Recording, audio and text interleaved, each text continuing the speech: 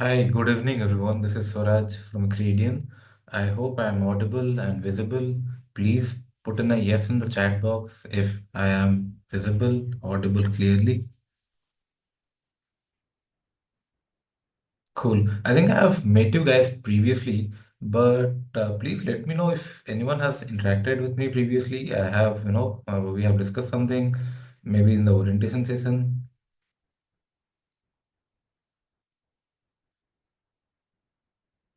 Okay, I still see a lot of no here. Okay.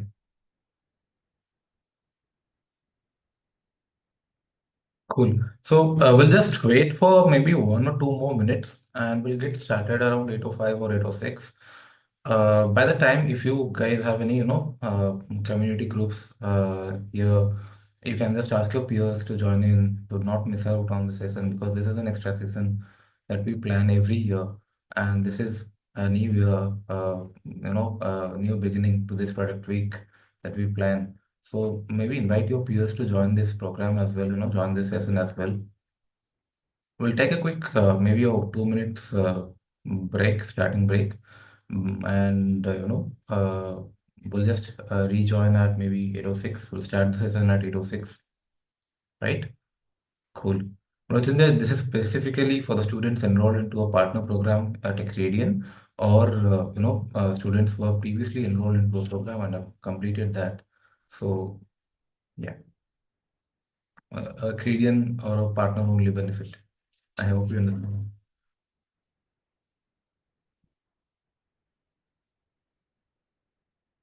Cool. Yes, Vinay, the session will be recorded.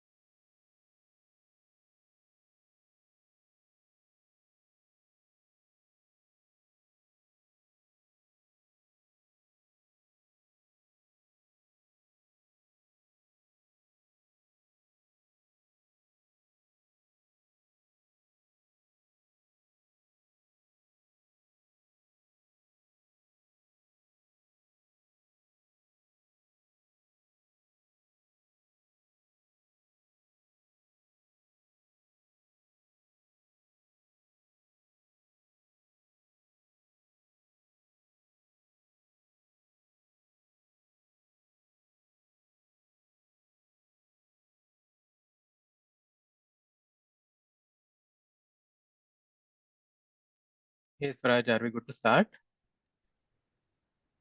Hi, Sunil. Absolutely. I was facing some network issues at my end as well. So we'll start. I hope I'm audible. Just a Yeah, quick yes again, please. yeah, you are audible. Thank you, Sunil, for confirming it. So, guys, we'll quickly start. But before that, I'll just ask the host to start the recording. And yeah, so first of all, I will introduce myself. So I am Swaraj. I'm in Accredian in close to 2.5 years now, and I have been leading products and creating, the processes that we set in here at Accredian. So I hail from Odisha, a small city called Cuttack, and you know. Lovely evening, to meet you all guys to learn the insights from our host, our speaker that we have today, that is Mr. Sunil Kumar. I'll give a brief introduction about Mr. Sunil. I'll not take much of your time, in this session because there are a lot of things to learn in this. But I will give you a very brief introduction about Mr. Sunil, who he is, and what he has been doing since all these, maybe close to 2 decades now. So, Sunil is a product leader with 18 plus years of experience, building tech products and handling both B2B and B2C products, right? He has also handled B2B, the cross-functional teams, product teams all around the globe. And to say about his education, he is a alumnus of IIM Lucknow and a engineer graduate from Visvesvaraya College of Engineering. Now, he has been into companies like Microsoft, Flipkart, Intuit, Cisco. So you name it, the top companies, and he has it in his portfolio. So he's also into data analytics, Gen AI, cloud computing, blockchain, ad tech, and e-commerce. So in this session that we have planned here for today, Sunil will guide us. What are the pitfalls that a product manager falls into in his day-to-day life, working as a PM, collaborating as a PM, right? And how to avoid it. What are the strategic vision alignment that a PM must have in his or her mindset, right? And what are the key objectives that a PM must achieve? Now, there is also a thing you must have heard about go to market, right? How can you time the market properly? In the session, we'll all learn about that. So I'll not make, as I said, I'll not take much of your time. I'll just hand it over to Mr. Sunil. And Sunil, the stage is all yours. You can guide us with all your, experiences and learnings around this product management. Hey, thanks, Raj. Thanks for those kind words. And yeah, let us kickstart the evening. Welcome, everyone. Welcome to this product week. Let me quickly share my screen and then walk you all through it.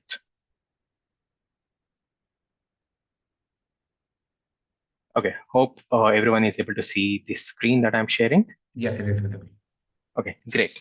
So I will try to keep this session as participative as possible. I know this is like a large forum, so it might be difficult for us to have individual attention to everyone, answer all the questions, but we will try to make it as participative as possible. So you will see a bunch of survey questions that would pop up every once in a while. Try to answer them, and I want to lead the session in a way so that you can reflect back on your experience. And also, as a key takeaway of this, you can see what are those learnings. Again, I keep telling everyone that learning from own mistake is a great way. So everyone will have to do it at some point of time. You have to learn on your own, but learning from others' mistake is a smart way. So hopefully, out of this session, you will learn a thing or two, so that you don't have to learn it through your own mistake. Okay. With that, let me get started. Um, so we are talking about product failures. Again, this need not be a complete product failure, but it can be like features as well. So I'm not going to spend a lot of time, but just a quick sort of my experience, what has been my career path and journey so far. Everything that I'm going to talk about today is based on my experience having built various products across different domains, different technology. I do want to call out, when I call something as product failure, it's not a reflection of the companies that I've worked on, but it is my personal opinion on some of this. So I do want to call that out. Okay. So with that, let me let us go with the very first question. I do want to understand what is sort of audience that we have for today. So if you can fire up the first poll question, that would be great.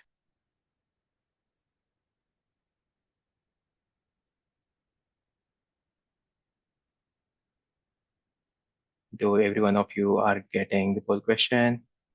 Yes, you should have it. We'll take about 10 seconds just to get everyone's opinion on this or your inputs on this.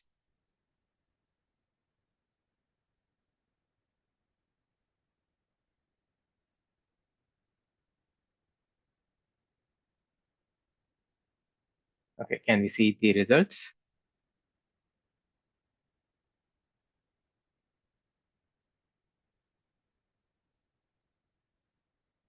Great. We have, oh, it's pretty close. We have like a 50-50 split. So about 25 of you or 15 of you have some sort of an experience. 15, 17 do not have much experience. Only 32 participated. I would request everyone to participate in the next set of questions that we are going to have, so that it can become more participative. So with that, the next question, which is,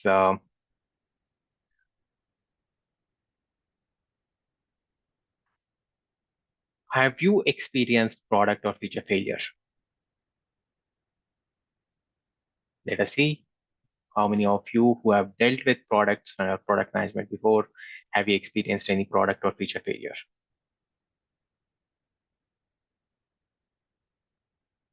Okay, again, we will give about 10 seconds for everyone to answer, and then we will take it from there.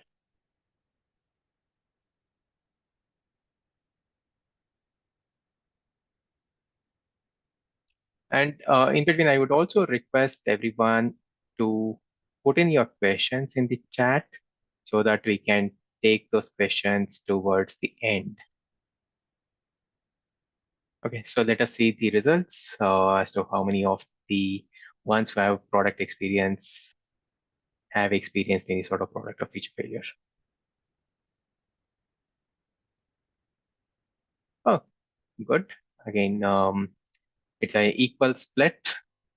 So some of you who have experienced, I think anyone who has experienced product management, if they say they have not experienced any feature failure, that would be a big lie. So at some point, every one of you would have experienced some sort of a product or a feature failure. It's just a definition of what failure means, right? So with that, let us proceed. And this is the agenda. This is how I will take you through what we are going to discuss. First, I will start with what is product failure. Again, there is a certain definition that I have come up with. Each of you might have a different definition. Each of the companies might have a different definition, but I have tried to come up with very generic definition based on multiple companies that I have worked with. Second, we will spend some time on, again, I want to give some real world examples, something that I have done, some of the things through my career that I believe are product of feature failures and my learning sort of it. Finally, we'll touch upon what are the key takeaways, and then we will spend some time towards the end for Q&A. With that, let us jump right into what is a product failure.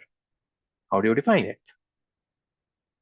Again, one more question for everyone to answer. What is product failure as per your definition? Is it the adoption? Is it the engagement? Is it the revenue? What is product failure according to you?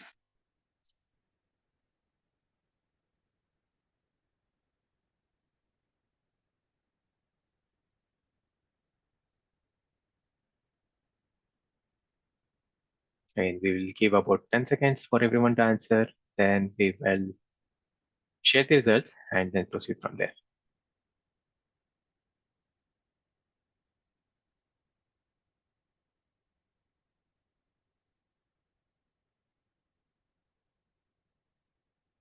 Okay, great. I think we have given enough time. Let us see the results that we have.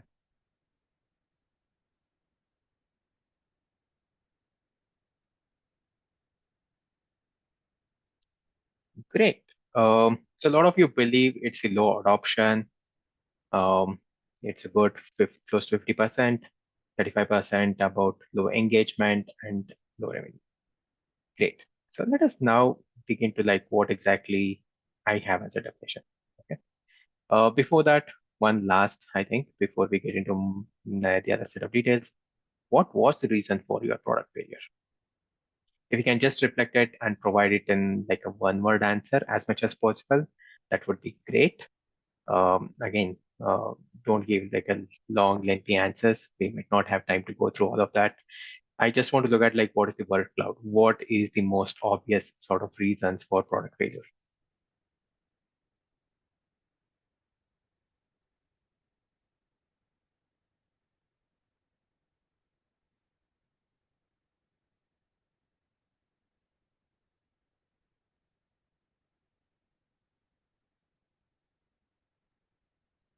Okay, I think let us proceed because it's a one-word answer.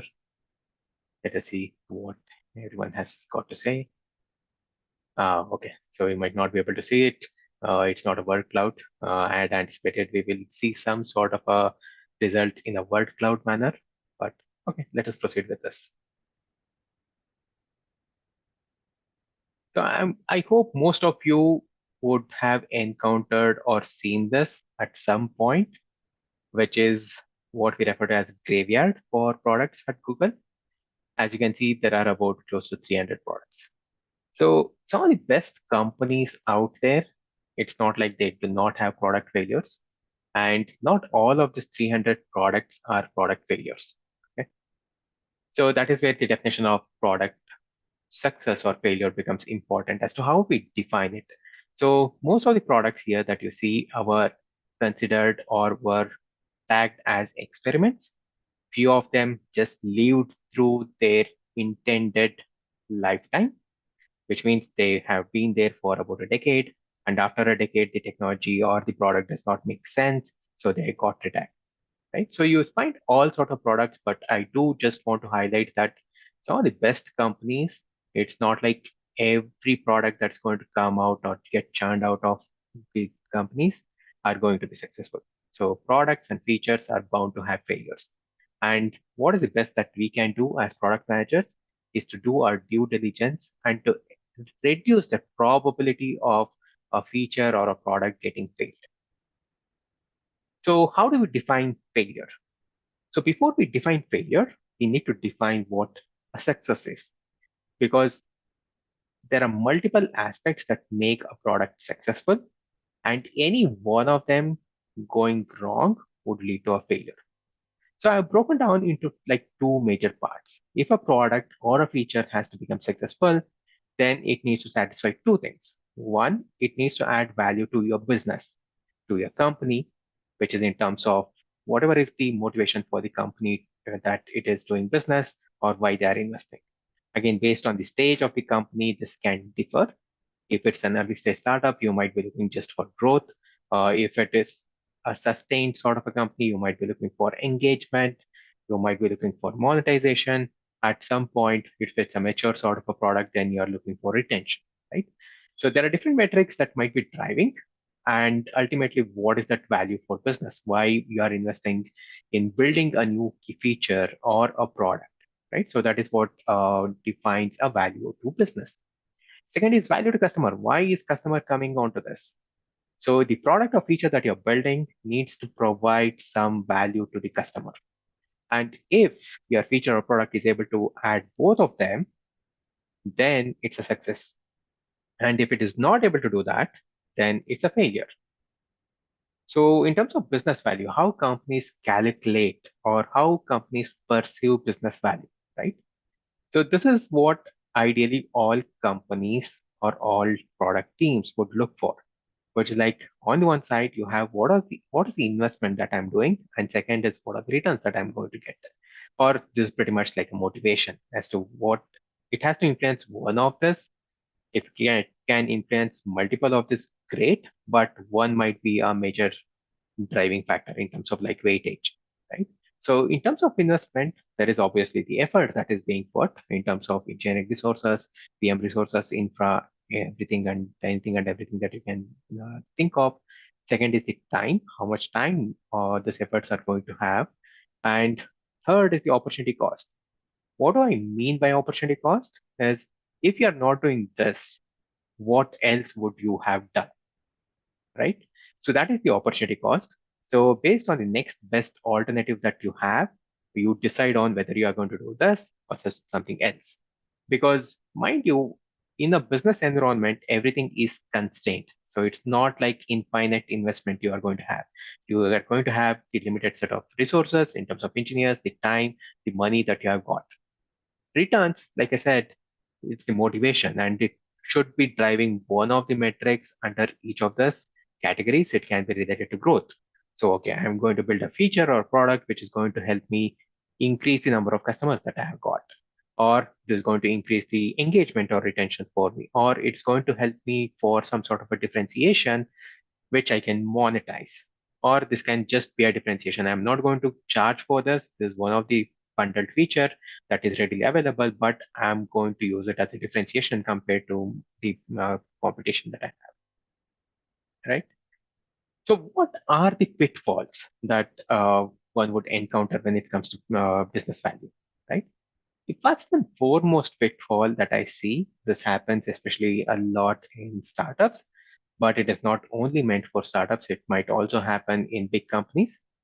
But a lot of time this does not happen in a big companies because there are a lot of checks and balances. There are too many gates before you build the product that would avoid you to have some of these failures, at least in terms of like business value. But what are this? First one, hey, whatever product or feature that you have come up with, it does not align with the vision that company is pursuing. Second, it does not meet the business criteria.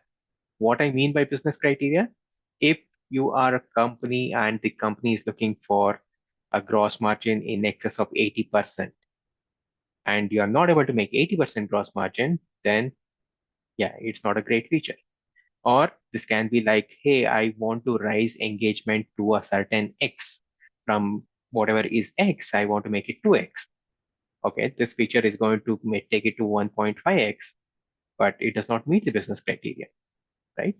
So that is what I mean by business criteria. Like in near term, it might not be able to meet that sort of a business criteria. Third, that you have to answer is partner or buy instead of build. Most of the engineering organizations or most of the organizations in India are engineering driven. They are not a lot of product driven, right? And you end up building everything and it might not be a good one. So at times we might have to decide, hey, it's a great, we do understand it's a customer pain point. There is a good number of customers who are having this as a pain point, but are we the right team? Are we the right people to build this? Or should we go and partner with someone who has already built it and leverage it? Right?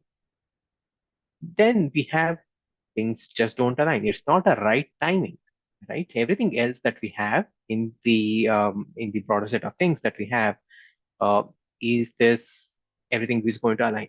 So there is no point in going ahead and building a feature or product and things do not align, right? So that is what. Even when you have identified a great problem, good number of customers who have that problem, they feel there is a value for it, but this might not be a right time to do it because we might have some tech debt that we need to handle, or we might have some other a bigger sort of an opportunity that is waiting. So this might not be right. So that is what I mean by timing. Then the last one is, but due to resource constraint. So there is a next best alternative that you have got that you need to work on. So this would get cut, right? So how do you avoid this? What are sort of questions you need to ask yourself to ensure you do not fall into some of this, right? First thing, once you have a feature or a product idea, reflect back and see does it align with business and product vision. A lot of times, especially with new to product management, you might do some of the customer interviews, and everything that customer says, you might be able to come up with a solution, which is a feature or a new product itself. But that might not be the core product or business vision that your company has got. So you don't have to solve all the problems that customer has got. You have to solve the problems that customer has got, which aligns with your product, right? Otherwise, you are investing in tangential stuff, which is not going to align well. So ensure it is aligned with business and product. Second, does it help business achieve the goal in near term? You might have a great idea, you might be able to execute it, but if it is not meeting the criteria that you have set for yourself or your team, or something that has come from top down, the moment you go back and do one of these leadership reviews and you say, hey, we are doing great, this feature has got a lot of adoption, a lot of engagement and other things, but yeah, we were looking for monetization as a company, and this is not one of those monetization sort of feature, then guess what? You will your idea will get shot down, or you will have some of this resources taken away. So be careful of that to ensure the feature and product that you are going to build is going to help your business achieve the goals. And then you have this obvious next set of questions is like, okay, these are great things, great insights from customers. Should we be doing it, or are we better off partner, and why? Should we be doing it now, or can it wait? Is it critical enough for us to do it now? If we do it now, what is the opportunity that we are going to untap versus if we do it a quarter from now or 6 months from now, what would be that impact? Is there something that we are going to lose? Are we going to get more confidence? What exactly is that trade-off that we are going to do, right? So evaluate that. Finally, is it better than next best option? This especially happens if you are going up in your roles to a senior level and you have something like a green light or resource planning or your roadmap discussions at a leadership level, wherein you have to do some sort of a trade-off. At least when I say you, it might not be individual PMs, but at a group manager level or at a director level or a VP level, when they have to evaluate multiple features, multiple investments, they have to look at like what is the best or next best option. If I'm not going to do this, which is the other thing that I'm going to do, and how much is the ROI out of that, right? So try to substantiate. If you are putting up a feature, ensure you are going to get this as an argument and see how you are best equipped to handle that or those sort of questions. Now, let me look at the second part of the equation, or the second, pretty much the part in the equation, which is the customer value. Customers, again, you might see it as, hey, customer will always benefit. It's not necessary, right? So customers are also doing the investment. So they are doing investment again on three major things. They are paying you, and that is the cost that they are going to incur. Second, they are spending some time to use your product.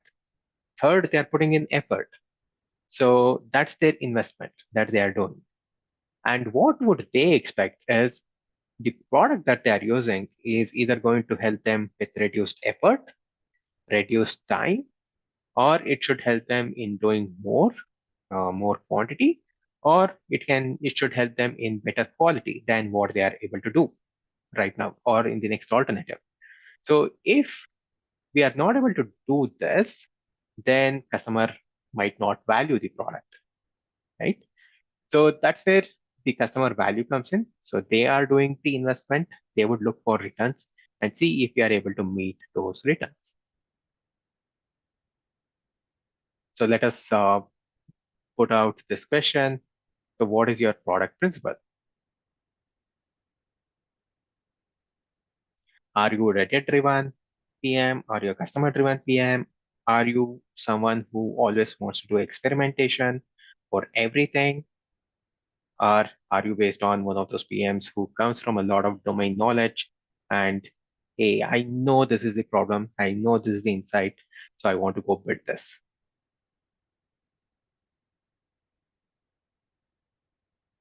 Great. We have passed the halfway mark. Let us wait for it to reach 40.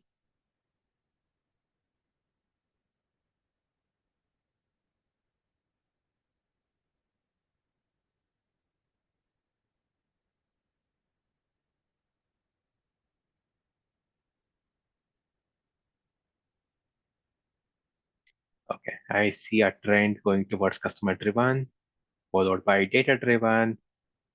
Then it's a tie between experimentation and domain knowledge. Okay, good.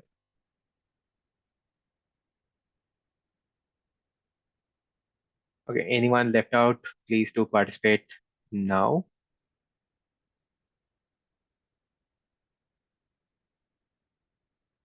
Okay, so let us go with this.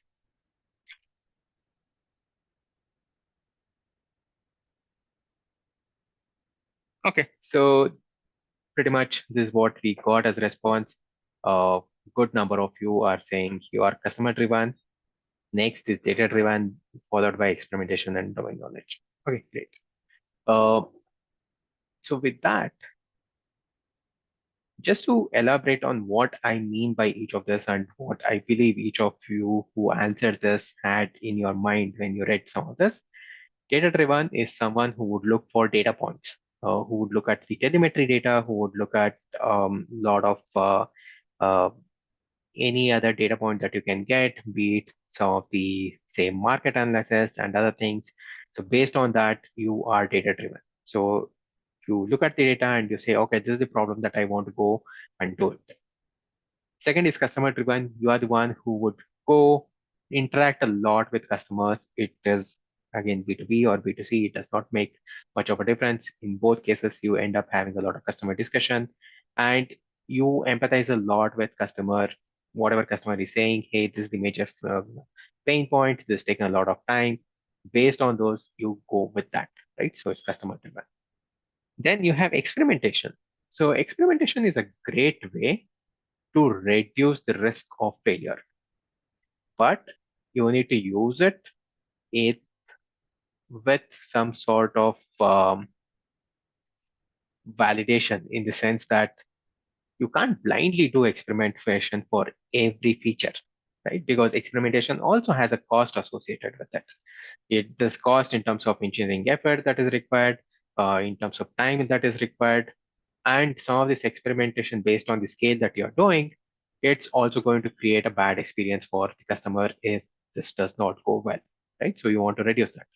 But experimentation, like I said, should be used. It's a great tool to have in your armory and use it judiciously.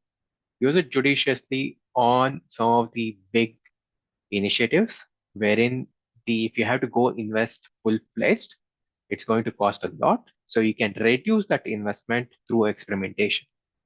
If you are in a B2C, wherein you have an experimentation platform and day in, day out, you are running like hundreds or thousands of experiments, then it's fine. You might still be able to do it. But not a lot of companies today out there have such platforms built in. So each of these experimentations are going to include or incur a lot of cost. Finally, domain knowledge. Domain knowledge are great, especially I've seen it in finance, that you can, your gut feel based on the domain knowledge, you would be able to do great, but it's not equally applicable across all the domains. And it would also help you to get that MVP product out based on, hey, this is the problem that is untapped or unsolved at this point of time, based on which you can go and build a basic product. But then you have to rely on some of the other aspects to make it perfect for your customer. So when would, again, revisiting our definition of product failure, when would I call something as a failure? Right? So there are different stages when we build a product or a feature. It goes through like three typical stages. One is the problem space, wherein I'm trying to identify what the problem is. Second is the solution space.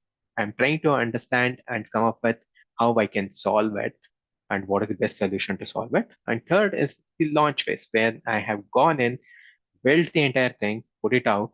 Some of the experiments might also come into the launch one, but I've put in a good amount of effort and have launched the product, right? So the cost of a product failure increases exponentially as you move towards the right. The time also that you are putting is going to increase, and as it increases, you will start moving from the problem space to the solution space and to the launch. Okay. So as you move, the cost has increased. So this is where why PMs are valued. PMs are valued for bring in clarity on a couple of things, right?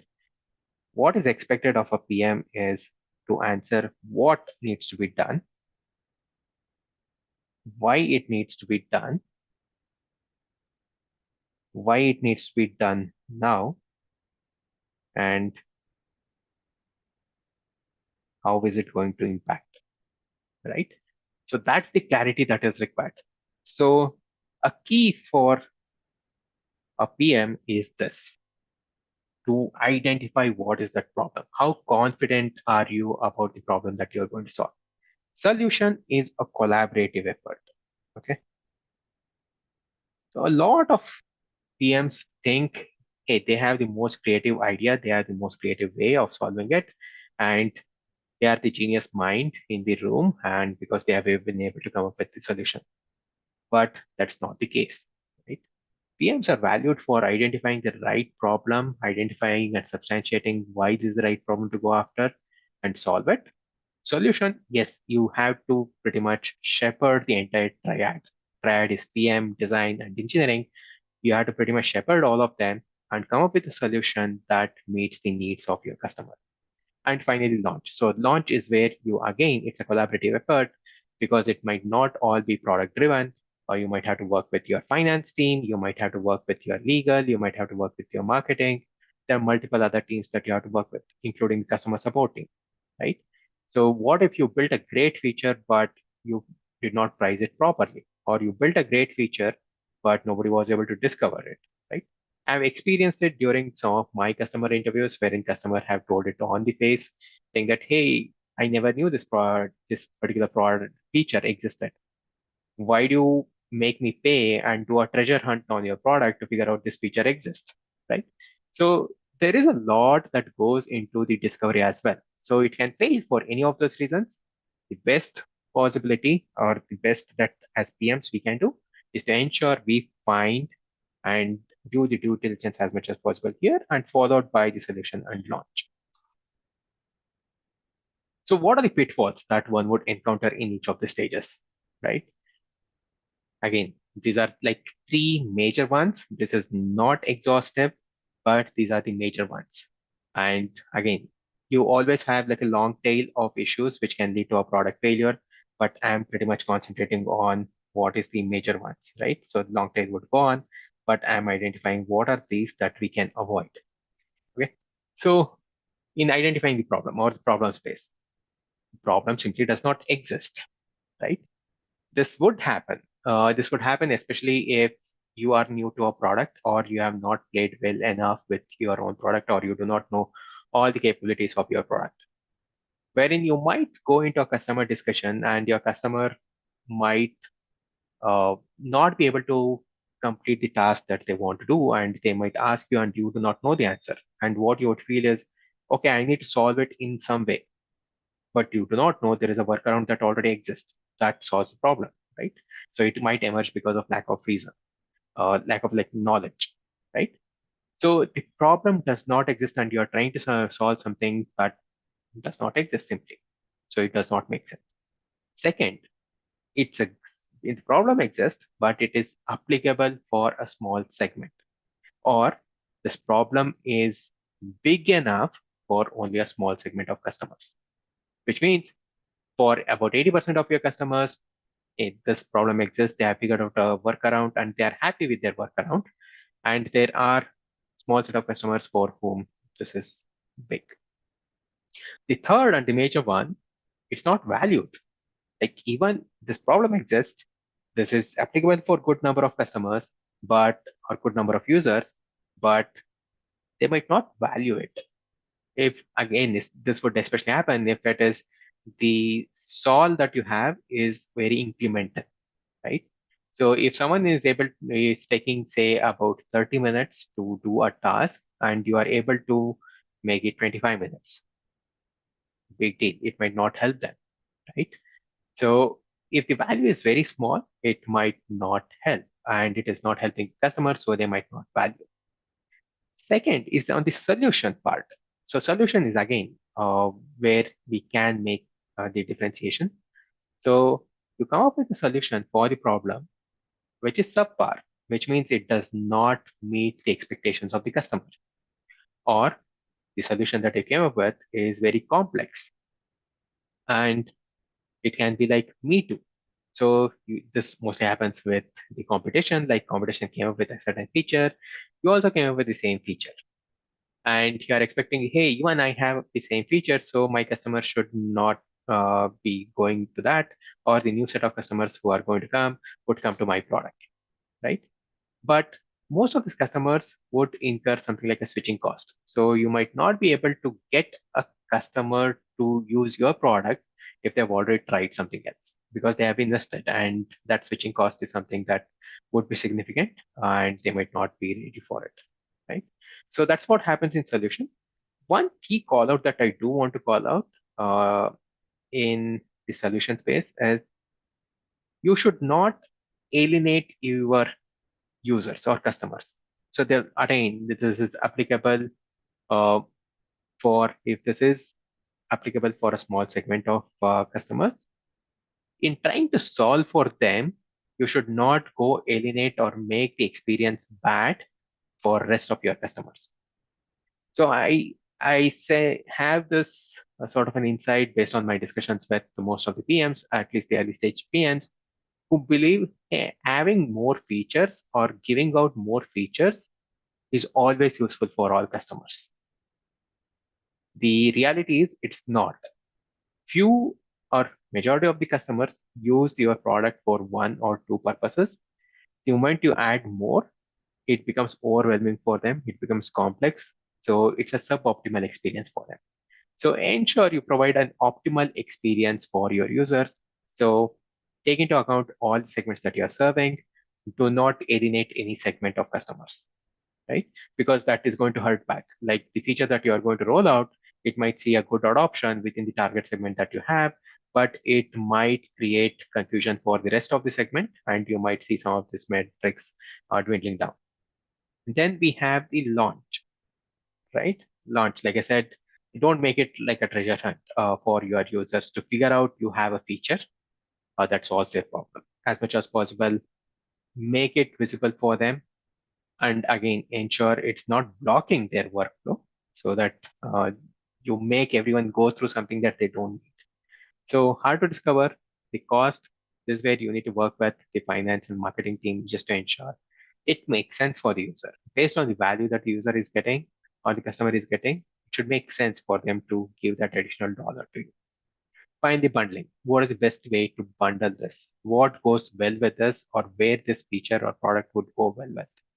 Sometimes, based on the pressures from the business, the feature that you're building might get bundled into a category or into some sort of a pricing bundle. And there you might not have a lot of users who would use it.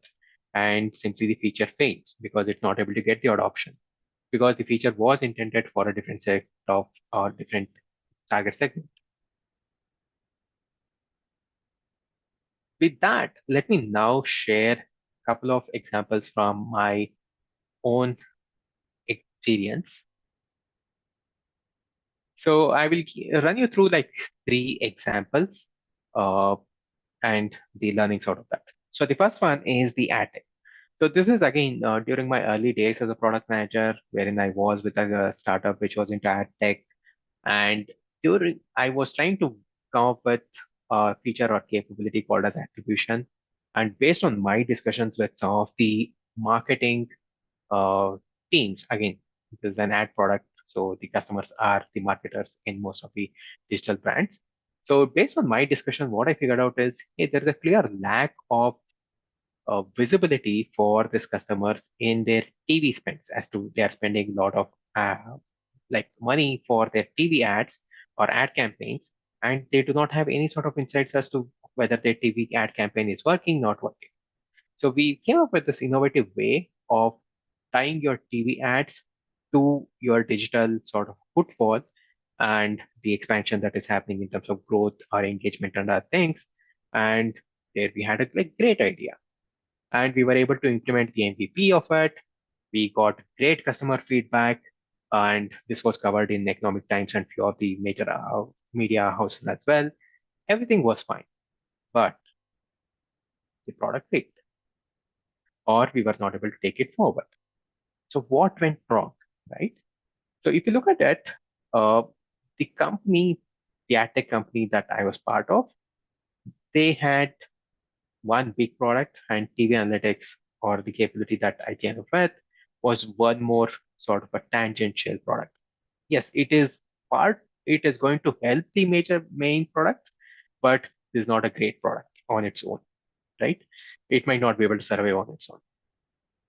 But this there are companies which came in pretty much around the same timeline who went with the second product alone, right? So these are pretty much this is the data from Traxon, wherein you can see there are some of these are companies which just invested in the product that I came up with, and they were able to thrive.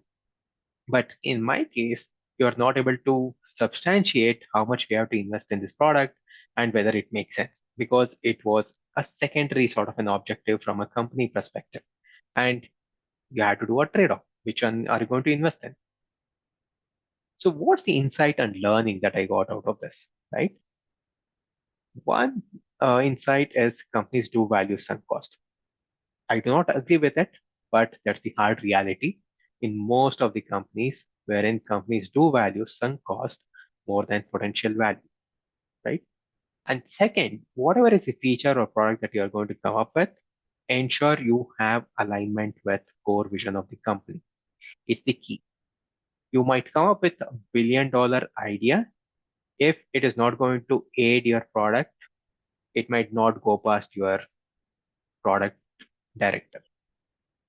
If you come up with $1 billion idea in $1 million company, but it's not aligned, then yeah, your CEO might not approve it, even though it's $1 billion idea, right? So there needs to be some sort of an alignment with the core vision of the company or the core vision of a particular product. Otherwise, your ideas are just going to go down, uh, or they might not get the requisite sort of attention. The second product that I'm going to talk about is the storage product. It's a tech product. So this is again during the early stages of my PM career that I started with. So I went in as a feature PM.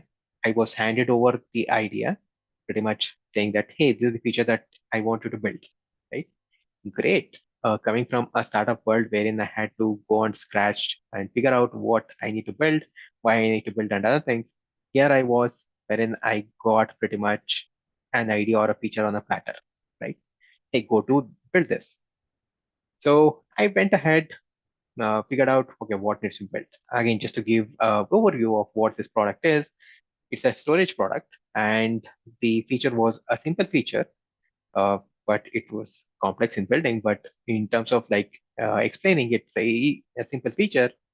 All that it does is it looks at what you have stored and provides insights out of it so that you can optimize your storage. You can put in all sorts of role-based access control on top of it. You can use it for your backup and recovery. If you want like specific backup or specific file from a specific backup, say 30 days old or 2 months old, you would be able to easily go fetch it. So that's the sort of product that we are talking about, or that sort of capability that we were trying to build. So we built the MVP, and then again, because it's a big company, you typically go through like private preview, public preview, and general availability, like multiple stages. There are lots of checks and balances in a bigger company. So we went through that. And in the initial stage, once I had the MVP, I was able to get a lot of customer attention for it. So that is what like whoever I showed the demo to, they loved it. And there were a lot of customers who signed up pretty much like in a waiting list. Okay, can I get access to this feature? I want to play around with it. But this failed. This particular feature failed, right? So what went wrong with this? So we had a good amount of customers. It was a feature that we wanted to monetize. So we decided, okay, this is what customers are willing to pay, and this is what it is. And this was a great feature. Still, it made a good amount of revenue, few five, 6 digit, or even close to 7 digit sort of a number, right? It's a great revenue. But the company had a certain expectation as to what is the ROI that is expected out of it. So if you have a great idea, there can be, again, going back, you might have a company who would have this as a only product and they are happy with it. But if you are working for a bigger company, they might see it as, hey, this is not good enough, right? So that is what happened in this case. Like we figured out, okay, this is a great feature to have, but it might not meet the business goals that we have because the expectation was much higher. We were expecting revenues in few, like just say it was expected to add a couple of more zeros to the revenue that we anticipated. So it did not go through, right? And this is something that you would learn when you go to some of the big companies or like FANG companies, right? These companies or most of these companies who are pretty much in, say, the number one, number two companies, they want they want to play in a product or a feature space where they are going to be number one or number two. If your feature is not going to do that, or your product is not going to do that, it does not make sense. Even if it's like a few hundred or few tens of millions of dollars, it does not make sense. It's not going to get invested. Uh, there have been multiple investments wherein it reaches like some sort of a figure in between, and you constantly see some reorgs happening around it because this becomes like something that you can't invest. You're not going to see a lot of revenue, but you can't shut down as well. So this is again, if you are going into some of these bigger companies, then just ensure what is the ROI expectations, because this can still be $1 million, but company might be looking for tens of millions of dollars or hundreds of millions of dollars, and this does not make sense. Right? So the learning out of it, a good idea for your product need not necessarily be a good idea in the context of your company, right? It might be a great insight, good number of customers, good, all of them have this sort of a problem. Everyone is ready to pay for it, but it's just not good enough. So try to align with your business objectives and goals. The last one, this interesting one. This is again a storage related. Luckily, this was the product that I built. Today, it's like a complete product line with multiple products, successful product line. And we had one idea that we wanted to build. So the idea is very simple, wherein, hey, customers are suffering to put all their storage to cloud. What if we ship them like a device and they copy all their data to their device and they ship it back? This is called as data box, and this is for Microsoft Azure, right? As a part of that, we also explored, hey, what if some of these customers might just want to come to some safe location and upload all the data all by themselves. They might not trust our device. They might have a quick need. So we might not be able to ship so fast and get it fast as well. What if we provide them a place wherein they can come and upload all their data? And this was shut down, right? Because of lack of demand. At that point of time, we did not see this to, again, to few hundred million or few millions of dollars sort of a capability. But guess what? Only last week, this was the same capability that was launched by AWS, right? Pretty much what was shut down about 6 or 8 years back is the feature that got released about a week back at AWS reInvent. So again, the learning is you might have a great idea, but either you gave up soon on it or ecosystem was not conducive for it when it was proposed. So how do you take what is the insight out of it and what is learning, right? So an idea which might seem absurd at some point of time or due to ecosystem limitations or the tech limitations can become a great idea at some other day. So how do you handle it, right? So periodically revisit your idea backlog that you have got, especially if they're discarded because of limitations in the ecosystem or the limitations in the tech, because these are things that keep changing. And suddenly you revisit, you might be able to do a use case that you earlier shelled it because of the few constraints, and you might only realize it once your competition does it, right? So have some of this handy, have a way to manage such things and clearly document it so you can revisit it and see if the environment is conducive for you to do it and execute it now, right? So what are the key takeaways out of everything, right? So the key takeaways are, again, I've put it in like three major buckets. Business alignment, first and foremost, ensure the features and the product that you're going to come up with is aligned with the core product or company vision.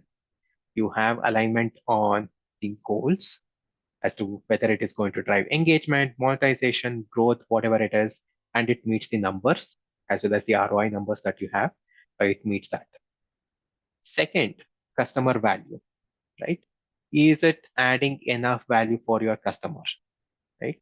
So this is a prerequisite. You need to have it. If you do not have it, then most of this, especially the customer value one, you would only realize after launching, in which case the cost that you are incurring is too huge. So try to avoid it. Third is timing. Everything is related to timing, right? You might have a great idea. It's just not great at this point of time. So do not get married to this idea that, hey, I have to do it and I have to do it now. Look at, evaluate everything. Is the environment conducive? Is everything going to align for this? If yes, do it. If not, shelve it and revisit it at a later point of time, right? So yeah, just to pretty much summarize this, it's either a lie to not have product failures, or it just means you have not tried, right? Again, do remember most of the interviews ask for, hey, can you talk about one of the product or feature failures? I've seen a lot of the interviewees who say, hey, I never had a feature failure or a product failure. It just means you are not expert enough, right? So think through, you would encounter something. And always, like I said, you can have your own definition of product failure. It can be an experiment or it can be a full-fledged product that you did. What was the failure? What was your learning out of it? Have that. And again, as PMs, we are not like God. We can't create everything that's going to succeed. You can't control the success. But what can we control? We can reduce failures through due diligence. So do all the due diligence that I've shared. Again, it's not very exhaustive, but these are just starters for you to think through and come up with your own set or build your own set of due diligence checklist. Do them so that your probability of failure would reduce. Third, focus your energy on things you can control. Okay. There are a lot of times when your feature gets shot down because leadership did not agree. It was just opinion based and there was no data, but it got shot down. Can you control? You might not be able to control. There might be something that you are working on, your competition came up with this, or your competition changed something. Can you control? You will not be able to go control your competition. So try to do things which are in your control. Do not spend a lot of energy on, hey, I was trying to do this, but some other feature took away resources, someone else did it, all those sort of things. Try to focus on in things that are in your control and see what is the best that can be done. With that, let us now jump to Q&A. Are there any questions? Hi, Sunil. I see there are three questions. Mhm. I'll just read it out for because it will be easy for you to answer it, right? Sure. So there is one anonymous question that we have got uh, to you that as you have worked for a variety of organizations, right? Networking, financial, technology, right? How do you see a functional IT resource can have space in today's IT world as a product manager? I'll just repeat it again. How do you see a functional IT resource can have a space in today's IT world as a product manager? Okay, great. There is a Who? second question to it as well. Yeah, If you go on. want to like to go to the first question, then Whoever asked this question, can you come out of mute and clarify what do you mean by functional IT resource? yeah. I think if you can raise your hand, I'll just allow you to speak. Okay. I see one hand raised. Dinesh, you can now unmute. Yeah, this is not the same question posted by me, but I have one question. So, I'm a product manager in one of the very big product management organization into IT. Now, with the recent reorg that is happening across all the industries, like what the strategy of this IT is like they wanted to have all the product manager positions as close to the business in US and in India they are specifically wanting to have the tech roles. So do you think product management in India still sustains? Because at least in IT, I feel like it's not a safer thing because I was like because of reorg, I was impacted, and I also reached out to many of my colleagues who are in IT and then for the similar role. And I have heard the same thing from every colleague that I reached out to in IT. Like they are most wantedly having this product management role move towards the business, and then they wanted to have tech roles from IDC. So, like, Okay, is that a safe bet to be in this product management role? okay, great question. I got the core of what the question is. Um, yeah, here is my running thought on this. This is not unique to your organization. There's something that is generic that is happening. Uh, and there are also like adding fuel on to this sort of a discussion is product management is dead and few other podcasters and few other blog discussions that are happening, all of that, right? So my take is what is the PM? Like I called out, right? What are PMs valued for?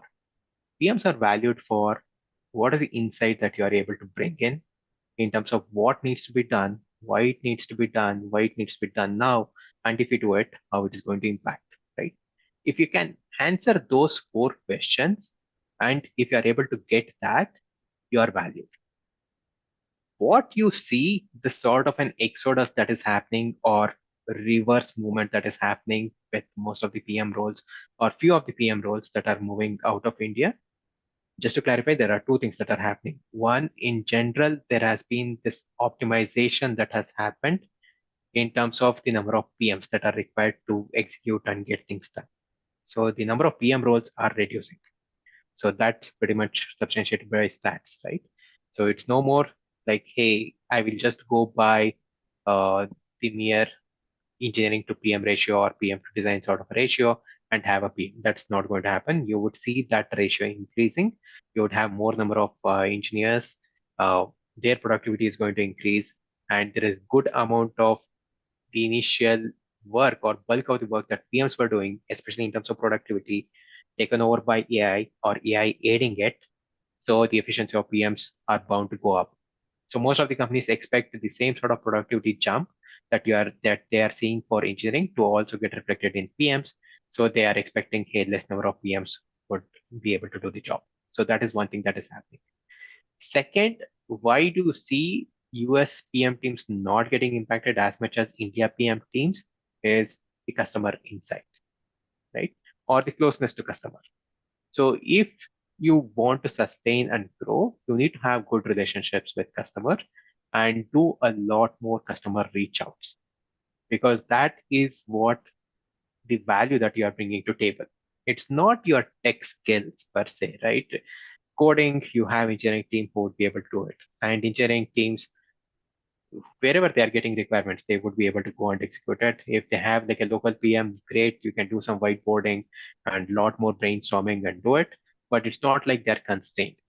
But you can showcase the value not just in collaborating with engineering, but in the business in terms of like how we can grow your business. What is sort of insights that you are getting from customers? That's the differentiation, and that is the value that you are expected to bring to table. So if you are able to do it, you need not be worried. Again, there are few companies. wherein they had initially invested a lot in India, and this optimization sort of things are happening. But the companies that I have been in, there are good number of those companies. I'm not saying they're not affected, but PMs sitting in India, I've seen a lot of them do a lot more customer and product engagements with customers than some of the PMs in US. So that's how you demonstrate your value on, save your job. Yeah, but in this case, as I said, not to like exaggerate like what I do, but I work closely with 600 plus customers, and then like I was very successful throughout my tenure with my within my organization, and like everyone knows like the amount of work I do as a product manager in my organization. At the leadership level, also they are very much familiar, and if this role is cut down, like definitely they know the impact that it is going to have.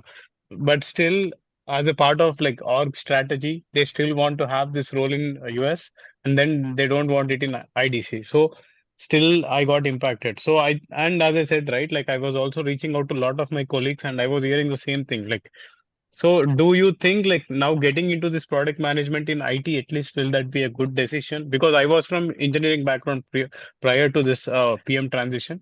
But like the moment I've been in this PM role for last 1.5 year, and then I see like this is the wrong decision I've made to be into this PM role.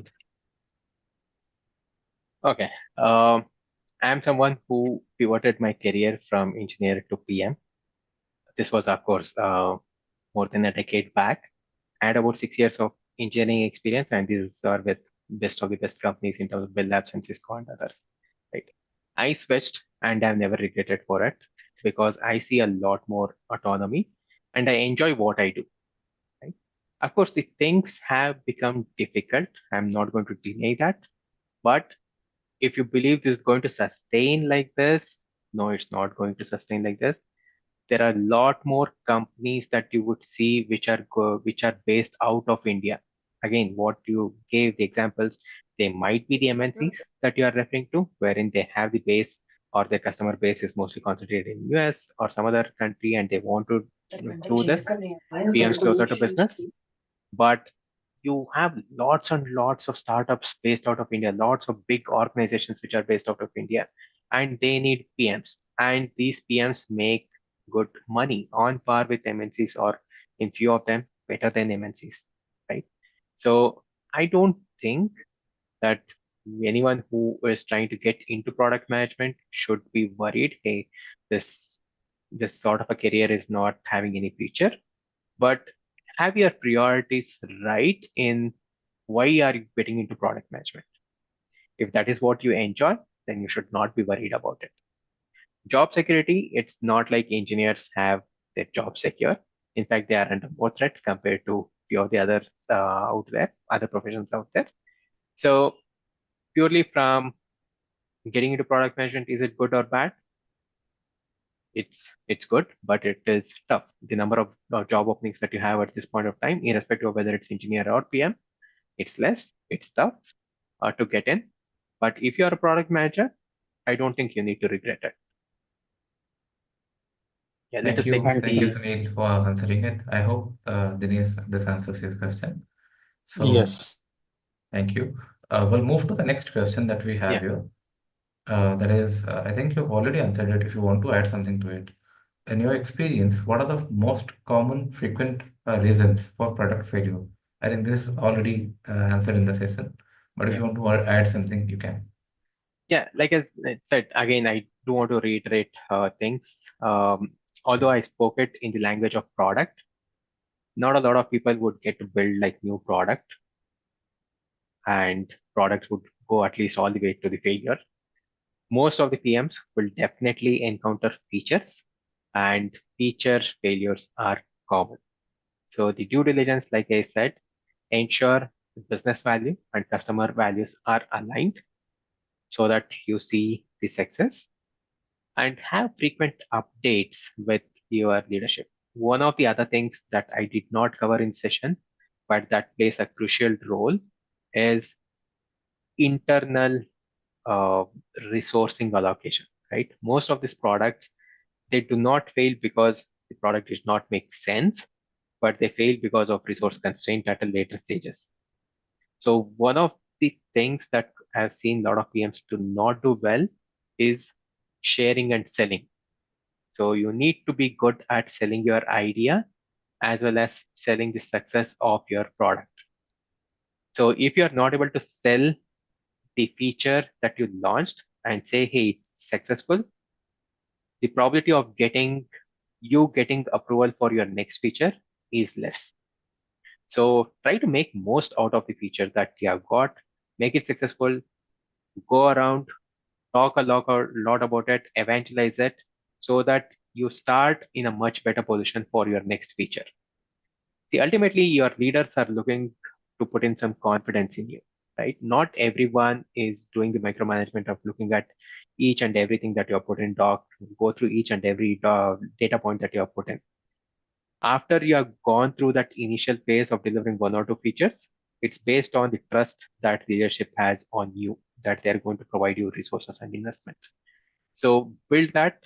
The only way to build it is get your initial set of features successful and then go around, evangelize it so that your stakeholders are at least, you have buy-in from your stakeholders. And then you can go on to the next set of things like you covered, business value, customer value. You should have your customer like product success. Right. Thank you, Sunil, for answering it. We have one linked question to this, what you answered currently, and that is how you have dealt with the stakeholders after there is a product or a feature failure, right? And how you can advise to a budding PM. Yeah, this is a great one. To be very candid, this happened for me when I joined Microsoft. Uh, I was coming from a startup at that point of time. My previous company was a startup wherein I dealt with, um, and one of the failures that I quoted was at Microsoft. I was hired to build a particular feature, right?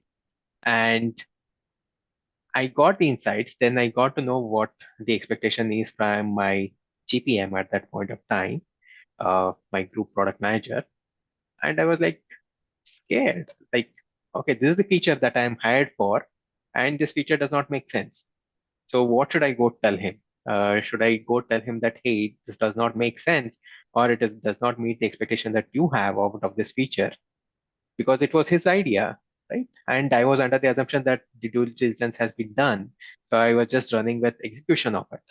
So you will encounter such things. All that I would say is be as candid as possible and do your due diligence.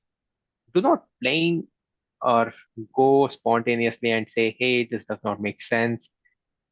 Try to go with data as to why it does not make sense and what is the alternative.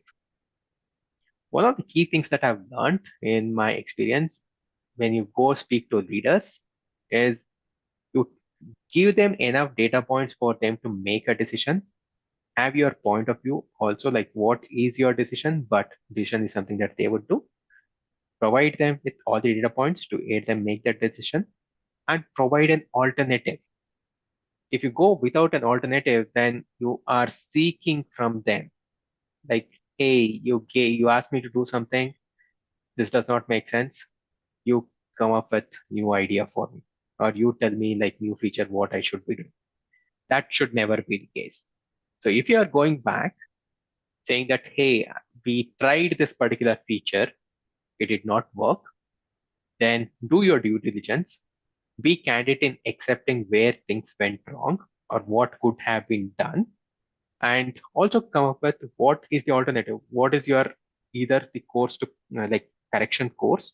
What is your action so that you can course correct if there is an opportunity to course correct? If not, what is your alternative? What else are you going to do? Right. So go with that. You should be able to get things done, and your leadership will certainly back you. The other thing, this is where the evangelization and leadership update also comes in. Call out the risks early. If there is leap of faith assumptions that you are doing because not everything will have a data, then call it out, call out the risk, call out what is the mitigation that you have thought about it. And if you do not have confidence on a feature, then go with experimentation. Be candid. Not a lot of engineers might like it to say that, hey, build this feature, but we will build it as an experiment. They might not like it, but that is the reality. So go ahead, have the experimentation done. Based on the results that you get, go with full-fledged investment. Thank you, Sunil, again, a very, in-depth answer to this question, because this question may not have very specific answers that you can quote, right? But it comes with the data-backed response that you bring into the stakeholders, right? Yeah. So, a great way of answering it. Thank you for the detailed input on this. There is one question. So we have maybe 3 or 4 more questions to answer, and then we can wind up the session. Okay. There is one specific question that says, how do we judge the business criteria? Because some features can come with a great revenue impact, great customer impact, but may not satisfy the business criteria, right? So how do you judge the business criteria if this feature that we will be shipping in a month validates the criteria that the business has set? Okay. Great question.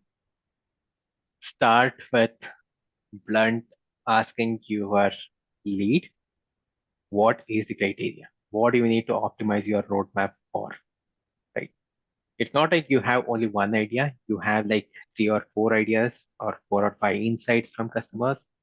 So ask your lead if it's not made very clear, what is it that we want to achieve or what do we want to optimize it for? So you should be able to get that clarity from your leadership. If they're not able to provide that leadership, like that sort of a guidance, then call out, call it out in your decision document or any of the sort of updates that you're giving.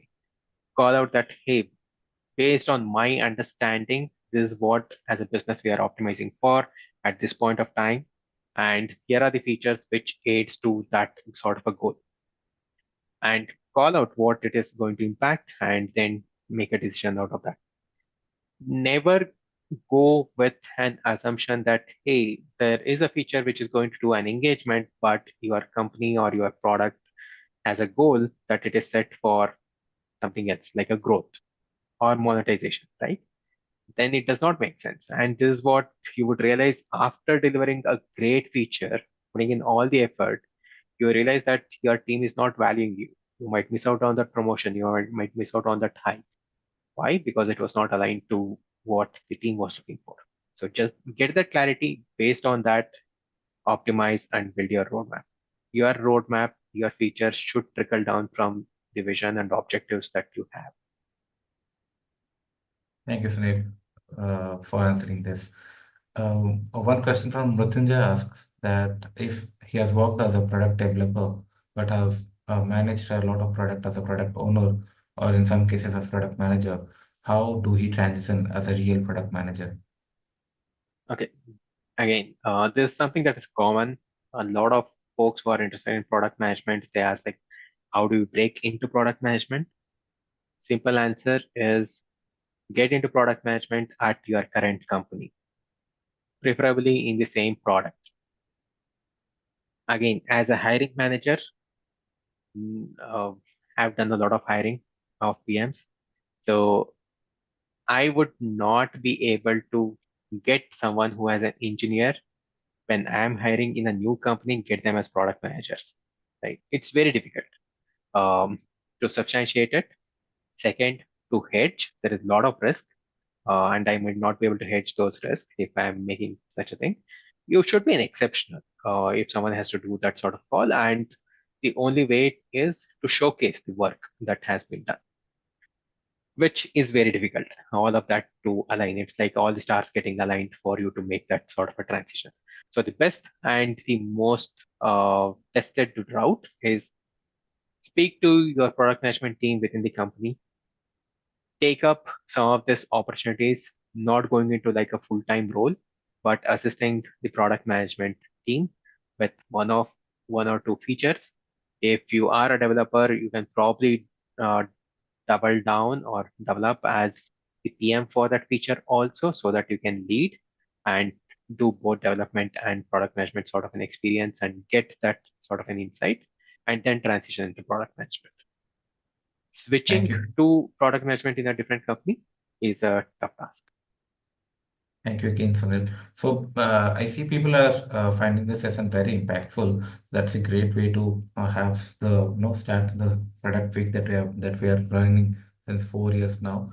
So thank you, Sunil, for joining us. I will take one more question towards the end, but before that, can we have the feedback link posted in the chat so that you can fill in your feedback about the session, how you felt it, what are the improvements that you think that we can do.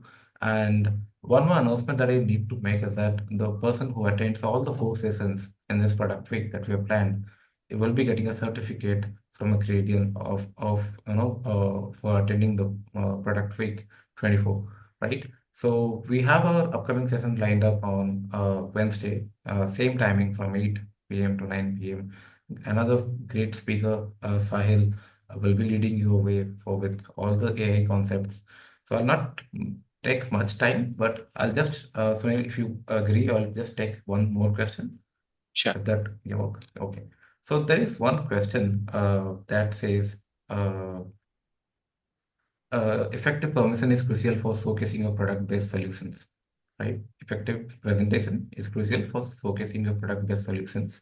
What strategies or techniques do you use or have observed others using to enhance these presentations?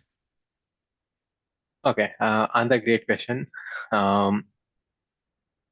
But sorry to disappoint, but presentations used to be the only way in which you would present an idea to leadership till about 4 or 5 years back. But Amazon culture is something that is pretty much getting permeated into most of the organizations. So now it's not just the presentations, it's the document, right? Most of the teams would look for a detailed documentation, pretty much the Amazon style 6-pager sort of, or PRFAQ sort of documents, wherein you are able to narrate the story. With the new age tools like ChatGPT and other things, getting that first draft is not a difficult thing. You should be able to get it, but have some meat, like all the insights and points, the data. That is something that PMs are required to bring in, and you should be able to get that document. So again, this is just a way of presentation, right? So either you present a deck or you present a document, but what is required is 3 things. Know your audience. Okay? Are you presenting to a leader? Are you presenting to your engineering team? Are you presenting to your partner team? Know, and you might have to change the way you narrate the story. See, everyone is coming into that meeting with what is in it for me, right? So you should be able to emphasize and restructure your narrative or your story based on whom you are presenting it to. So that's the first point. Second point, have a story narrative. Don't just talk about it, pretty much follow the story narrative, which is like talk about, hey, what is the situation? What is the customer going through? If there is a snippet that you can get, either in terms of like something that they are given as a quote or your video interaction that you have got, use them so that you can get the entire room to empathize with what we are building, why you are building, sort of thing, right? So have that story or sort of a narrative. Third is paint the picture. Show them what is the future going to be, right? Show them the grand world once you have built this particular feature or a product, what it is going to be. Because most of them are interested in, okay, all this is great. I agree with all of this, but what would it lead to? So having that would help them, okay, visualize, okay, this is what it is going to look like. So if I invest in this, or if all of us work on this, then this is what we are going to get, right? So showcase that. So 3 things: know your audience. You should be able to pretty much talk in their language. This is what we call as PMs or polyglots. You should be able to speak different language based on the audience, know what they are looking for, and paint that sort of a picture. and paint the future sort of thing. Thank you again, Sunil. So the questions are coming up. I would like to pause the Q&A section as of now. But there is one specific question that Abhishek, and there are two questions to be specific, one from Abhishek and one from Sweta. I think Abhishek wants to ask something. If you allow, we can give him the permission to unmute. Sure. But before that, we have Sweta's question, which says, how is the current market for non-IT product management jobs? I might not be the right person to answer that. I do not have a lot of insights on non-IT sort of product management. Again, I assume when we say non-IT, these are non-tech, so I might not be able to answer that. Thank you, Sunil. So we will move to the last question that we have Sure. from Abhishek. Okay. Hi, am I on? Yes, Abhishek. Thank you. So my question is, since you have a lot of experience, but you transitioned from a technical background to product management, and you must have the domain knowledge as well. So how do you see in current scenario that a person who does not have the deep knowledge of the domain can be absorbed in the industry or the organization when he's transitioning to PM role, and being non-technical or functional, more of the functional uh, resource, can he get the success in the market? Okay. Again, great question. Very candid answer is see, most of the PM hirings about a year or two back were based on your abilities, like what you would be able to deliver. And this was partly based on what you have achieved before, which means, again, this is where all the academics and everything else would come in, wherein you would look at, okay, have this person been successful in few things? So that would provide an visibility into if they are handed over like a new thing, they would be able to succeed in that as well, right? So companies were willing to just look at your product management experience, not necessarily a lot of domain experience. But things have changed in last year and a half. What I'm seeing in market is because of the supply and demand mismatch, companies are having this additional criteria. I would not say this has switched, but this has become like additional criteria wherein they are looking for domain expertise. So it's difficult. Again, it goes back to like market conditions, demand and supply. There are enough people out there in market at this point of time who have product management experience as well as domain, in which case companies would prefer someone who has a domain and a decent product management experience instead of a year and a half or 18 months back. It was like, yeah, I value your product management experience more than your domain expertise.